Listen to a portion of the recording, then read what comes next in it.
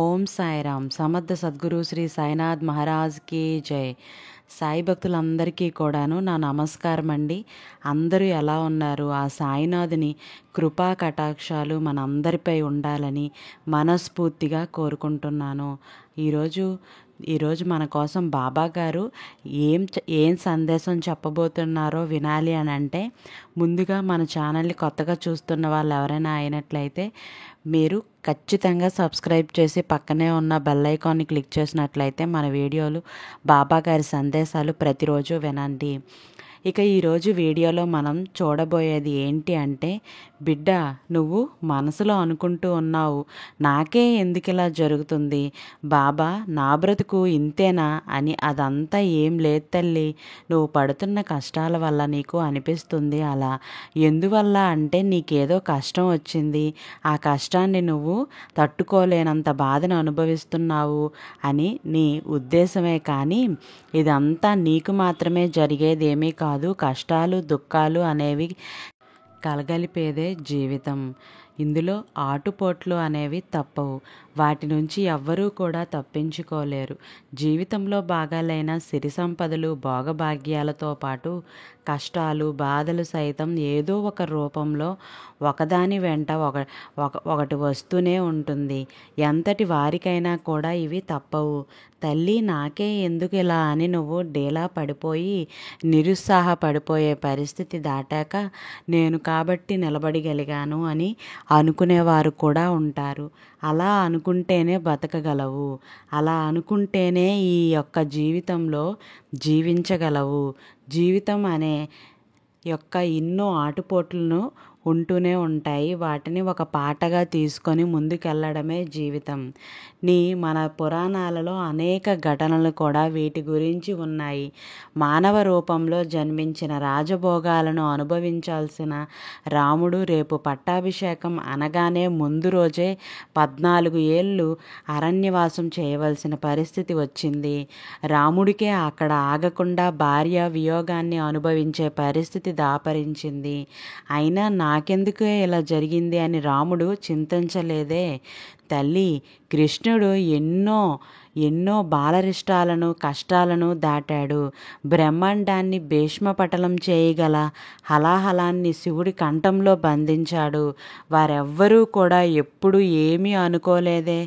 ఏకలవ్యుడు, కర్ణుడు, భీష్ముడు, శకుంతల, అహల్య, సావిత్రి, సుమతి, అనసూయ, నలుడు ఇలా మన పురాణాల్లో ఎన్నో పాత్రలు పడరాని కష్టాలు పడినా ఎవ్వరూ ఏనాడు ఈ మాట అనుకోలేదే.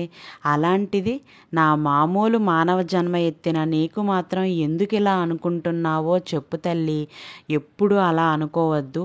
ఎప్పుడూ కూడా నీ కష్టాలని ఎక్కువగా ఉన్నాయి అనే ఒక భావనతో చూడవద్దు.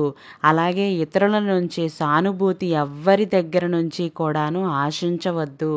కష్టాలను జ్ఞాపకం తెచ్చుకొని లేకపోతే సంతోషంగా ఉండలేవు అని అంటావు. కానీ కారణం వారి బాధలే వారికి భూతద్దంలా కనిపిస్తూ ఉంటాయి. కాబట్టి అందరూ బాగున్నారు, నేను మాత్రమే ఎందుకు అలా అయిపోతున్నాను అని వాపోతూ ఉంటావు. అంతే కదా తల్లి. అలా వాపోవటం వల్ల ఎలాంటి ప్రయోజనము లేదు. నేను కూడా బాగుండాలని కష్టపడి శ్రమించి ఆ వచ్చిన కష్టాలను దాటాలి అంటే తప్పితే నాకే ఎందుకు ఇలా జరిగిందని కృంగిపోతే ఎలా చెప్పు. నిజానికి మనకు రోజు ఎంతోమంది ఆర్దులు వికలాంగులు ఎంతో బాధలు పడుతూ అనుభవిస్తున్న వాళ్ళు మనకు ఎదురవుతూనే ఉంటారు కదా. ఆ పరిస్థితుల్ని సానుభూతితో చూడగలిగితే తామే ఎందుకు ఇలా చేస్తున్నారు అన్న భావన నీలో చెదిగిపోతూ ఉంటుంది. నువ్వు పడే కష్టాలు వాటి ముందు చాలా చిన్నవిగా ఉంటాయి. నీ బాధలు పెద్ద గీత ముందు చిన్న గీతల్లా కనిపిస్తాయి. మంచు కొండల్లో ప్రతికూల వాతావరణ పరిస్థితుల్లో నీ కోసం కాపలా కాసే సైనికులే నేనే ఎందుకు ఇలా, నాకే ఎందుకు అలా అని అనుకుంటే నువ్వు నిబ్బరంగా నిద్రపోగలవా? నువ్వు ప్రశాంతంగా బతకగలవా? రాత్రనక పగలనక రోడ్లను నువ్వు పరిసరాలను శుభ్రం చేసే పాలుశుద్ధ కార్మికులను మాకెందుకు ఇలా అనుకుంటే చుట్టుపక్కల పరిస్థితి ఎంత శుభ్రంగా ఉండి నువ్వు ప్రశాంతంగా ఉండగలిగేవానివా? చెప్పు తల్లి. బిడ్డ ఇదంతా కూడా ఒకరితో నేను పోల్చడం లేదు, నువ్వు కూడా ఒకరితో పోల్చుకోవద్దు.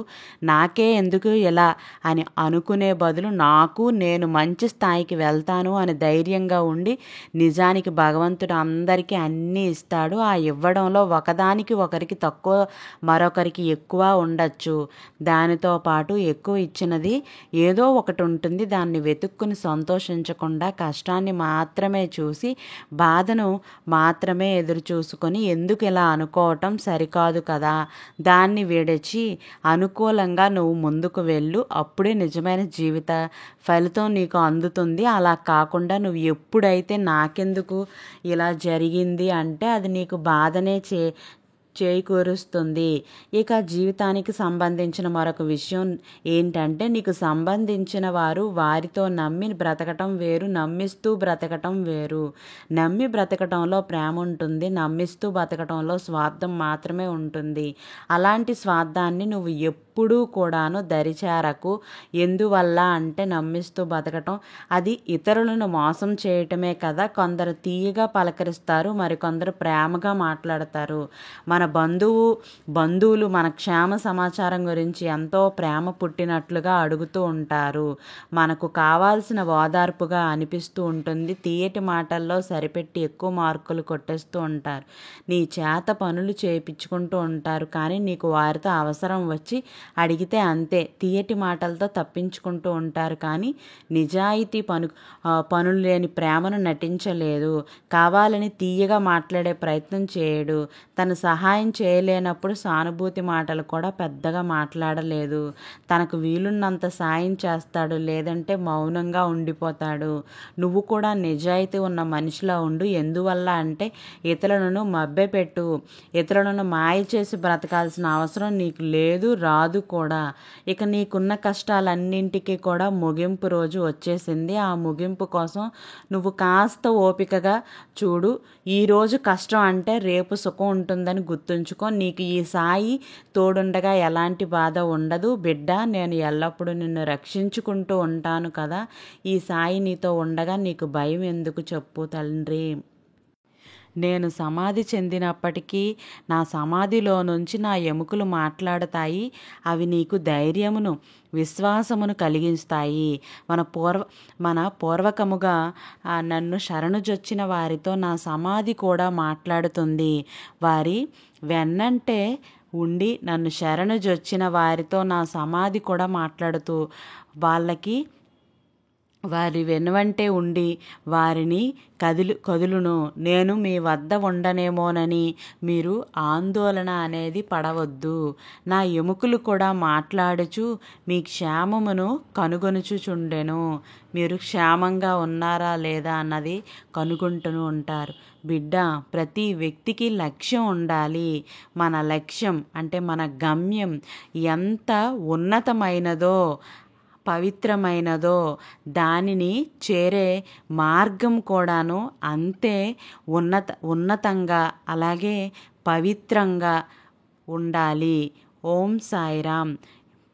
బాబాగారు నాపై నీ దృష్టిని నిలుపు, నీపై నా దృష్టిని నిలుపుతాను అని ప్రతి నిత్యము కూడా బాబాగారు చెప్పే మాటని మర్చిపోవద్దు.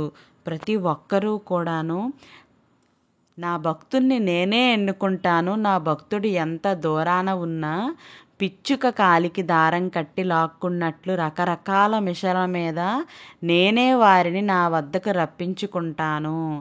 ఎవ్వరూ వారంతట వారుగా నా దగ్గరికి రారు. ఓం సాయిరామ్. ఈరోజు సాయివాక్ మీకు నచ్చినట్లయితే లైక్ చేసి షేర్ చేయండి. ఈ లైక్ చేయటం వల్ల మరికొందరు సాయి భక్తులకి ఈ వీడియో అనేది చేరుతుంది. ప్రతి ఒక్కరూ కూడాను ఈ వీడియోకి 100 లైక్స్ అయితే అనుకుంటున్నానండి.